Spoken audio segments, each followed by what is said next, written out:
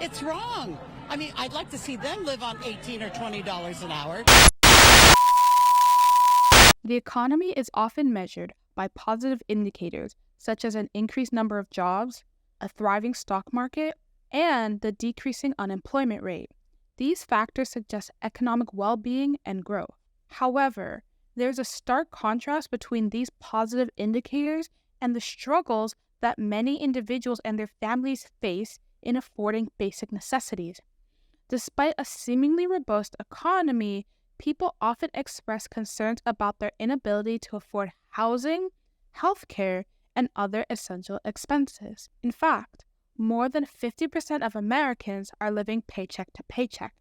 The juxtaposition between these seemingly positive economic indicators and the reality that many Americans are facing shows a concerning but ever-present reality in America. Jobs alone are not enough. The notion that jobs alone are not enough to ensure a good quality of life has become increasingly apparent. While the number of jobs may be increasing, they no longer guarantee financial stability or prosperity. There was a time when having a job was often seen as a reliable path to financial stability and a comfortable life. Decades ago, employment could provide individuals with a steady income, benefits, and opportunities for career growth. People could work for the same company their entire lives, retire with a pension, and rely on various social safety nets for support. Let's go back to so-called dropping unemployment rate for a second. Misleading economic statistics can paint inaccurate pictures of the true state of the economy for many people, and the number of new jobs created and the unemployment rate can be misleading if not considered in the correct context. While the number of jobs created may appear positive, it fails to account for the quality of those jobs. Many of the jobs being created are low-paying, lack benefits, and offer limited job security. To understand the full picture of the unemployment in the U.S., it is important to consider both the U3 and U6 unemployment rates. The U3 rate, the official unemployment rate, focuses on individuals who are jobless and have actively sought employment in the past 4 weeks. However, it does not account for certain groups of people, such as discouraged workers, described as those who have given up looking for work due to perceived lack of job opportunities, and underemployed individuals, those who are working part-time but desire full-time employment. As a result, it may not provide a complete picture of the overall health of the labor market and the challenges faced by job seekers. The U6 rate provides a broader, more realistic measure that includes the U3 rate, and it also incurs the discouraged workers and those who are underemployed. This broader measure reveals a more accurate representation of the labor market underutilization and the challenges faced by a significant portion of the population. According to U.S. Bureau of Labor Statistics, the U3 seasonally adjusted unemployment rate as of June 2023 was 3.6%. The U6 rate during the same time period was 6.9%. The U6 rate allows for a more accurate picture of the unemployment seen in the U.S. The quality of jobs has declined. To evaluate the quality of jobs, researchers have developed metrics like the JQI, or the Job Quality Index. It offers a more comprehensive understanding of job quality and sheds light on the reality of the labor market beyond simple employment and unemployment numbers. The JQI takes into account the growing number of low-paying jobs relative to employment with above-average pay. The researchers use a straightforward method to determine the index's value. They categorize the monthly created jobs into two groups, those that pay above average wage and those that pay a below average wage.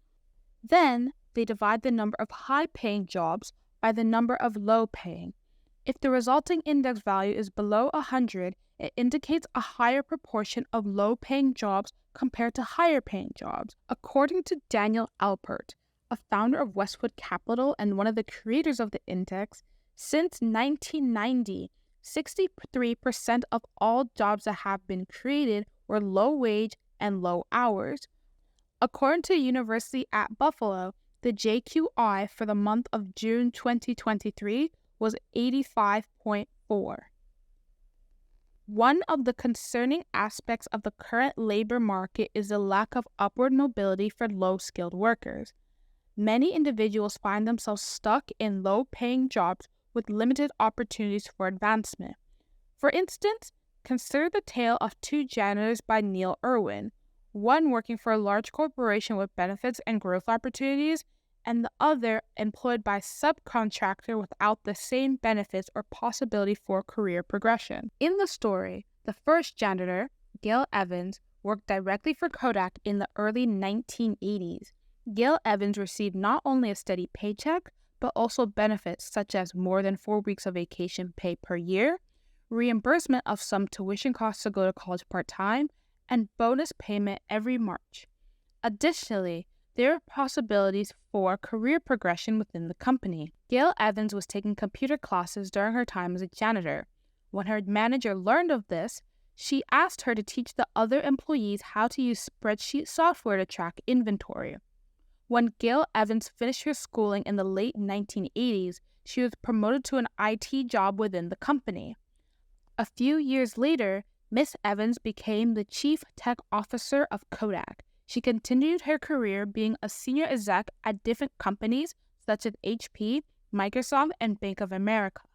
The corporation recognizes the value of investing in its workforce, providing training and development opportunities that can lead to promotions or lateral moves into more skilled roles. On the other hand, the second janitor, Marta Ramos, is employed by a subcontractor that provides janitorial services to Apple in 2017. This janitor faces a vastly different reality. The subcontractor's employment model is often categorized by low wages, minimal or no benefits, and little room for career advancement. The subcontractor's main focus is to provide services at the lowest cost, which often results in precarious working conditions, little to no benefits, and a limited investment in employee development. This stark contrast highlights the disparities and challenges individuals face in different types of jobs. Although the rags to riches journey of Mrs. Evans is unique, it does highlight an important characteristic of the job market during that era. Jobs of that time offer stability, and employees could rely on steady work and enjoy good benefits. However, such opportunities have become increasingly scarce in the current labor market for low-skilled workers. The article by Irwin reveals the ubiquity of domestic outsourcing of labor in many industries. Companies often choose to hire subcontractors or rely on temporary workers, which can lead to reduced opportunities for these low-skilled workers to secure positions within the company for better compensation and benefits.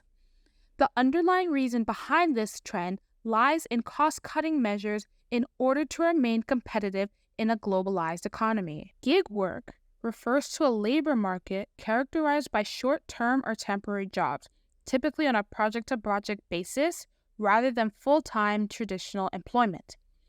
Gig workers are often considered independent contractors, which means that they are not classified as regular employees and may not receive the same benefits or legal protections.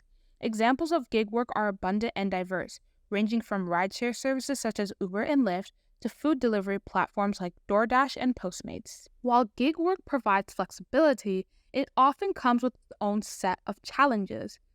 Gig workers face issues such as income volatility, lack of benefits like healthcare or retirement plans, and uncertainty regarding their employment status and legal protections. They are often paid per task or assignment, and the rates can vary depending on other factors such as job competition, location, and the platform's pricing structure. As a result, gig workers may struggle to earn a fair income, especially when factoring in the time spent waiting for jobs or dealing with administrative tasks. The rise of the gig economy has transformed the nature of work for many individuals. A survey conducted by McKinsey & Company showed that 36% of Americans identified as independent contractors. In the scope of the video, the most important difference between an independent contractor and an employee is the lack of legal protections that independent contractors have. According to the Communication Workers of America, they are not protected from employment discrimination, nor are they entitled to leave under the Family Medical Leave Act. Employers are not required to pay independent contractors overtime under the Fair Labor Standards Act or provide accommodations for contractors' disability under the Americans with Disabilities Act. Employers are not required to pay independent contractors overtime under the Fair Labor Standards Act or provide accommodations for contractors' disabilities under the Americans with Disabilities Act. An employer is also not responsible for an independent contractor's unemployment or workers' compensation benefit and is not required to provide an independent contractor with a pension or other employment benefits. Gig workers also do not have the same legal protections against workplace discrimination and harassment as traditional legal employees. You may ask, why would someone work in such an industry? Why don't they just spend the extra time to get a better job? However, due to the aforementioned reasons, it is not that easy to spend a semester going back to school or spend months job hunting when you have bills to pay. The low barrier of entry and accessibility of gig work allows those who are in a pinch to make extra money, and the people who make money off the labor of these gig workers are well aware of this and take advantage of these people. So we're not seeing spend move up or down. We're not seeing any signs of weaknesses one way or the other. If anything, 72% of drivers in the U.S.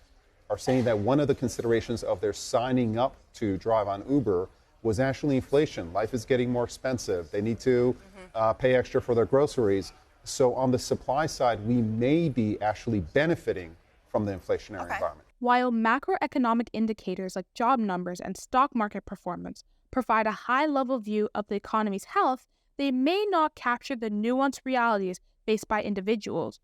The experiences of these workers, especially those engaged in gig work or facing financial insecurity, are essential to understanding the impact of economic policies and structural factors in people's lives.